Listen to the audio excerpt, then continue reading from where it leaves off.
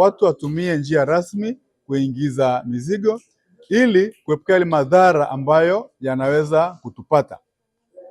Ukiona mtu wa magendo, tupe taarifa, kwa sababu hujui kwamba hizo bidhaa za magendo zikiingia huenda zikamkuta ndugu yako au wewe mwenyewe.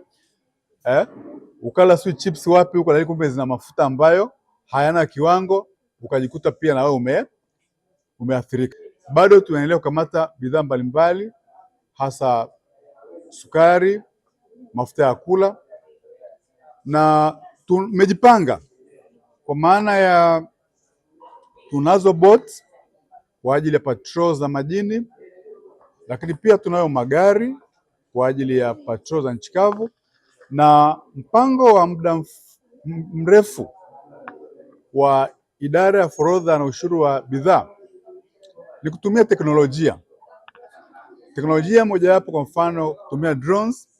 Badala ya kwenda kwenye kila kipenyo au kuingia baharini kule bila kuwa na lengo maalum, nataka tutumie teknolojia na tutapeleka vyombo vyetu na watu wetu pale ambapo tukaona kiashiria cha magendo. Kwa hiyo huo mpango, kwa sababu ni wa idara, tunategemea kwamba utakapoanza, drones ambayo ni mojawapo hizo teknolojia zitatumika kila mahali ambapo tutaona kuna viashiria vya magendo. Kwa hiyo nichukue nafasi hii kwanza kuwashukuru wadau kwa jinsi ambavyo tumeshirikiana katika mambo mbalimbali kuhakikisha kwamba shughuli za forodha zinaenda vizuri, lakini pia niwasihi pia kwamba watu watumie njia rasmi kuingiza mizigo ili kuepuka ile madhara ambayo yanaweza kutupata.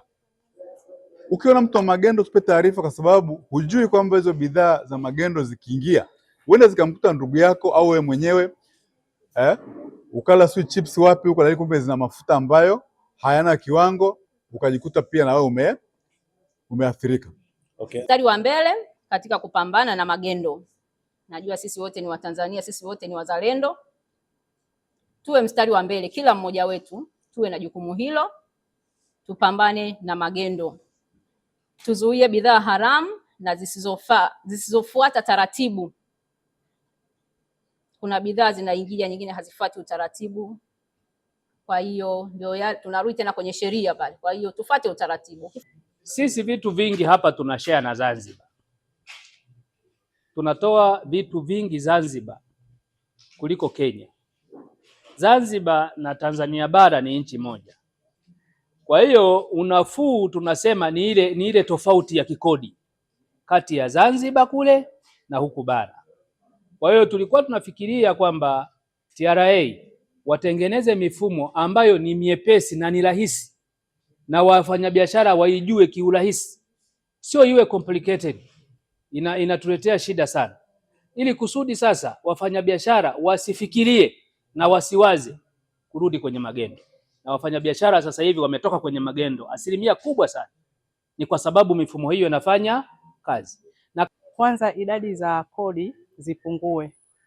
Kodi zimekuwa nyingi sana kiasi cha kwamba mjasiriamali mdogo anashindwa kufikia lengo la kurasimisha biashara. Kama pia elimu, kama elimu itatolewa zaidi kwa wajasiriamali, wafanyabiashara wengi wanaweza wakaweza kurasimisha biashara zao.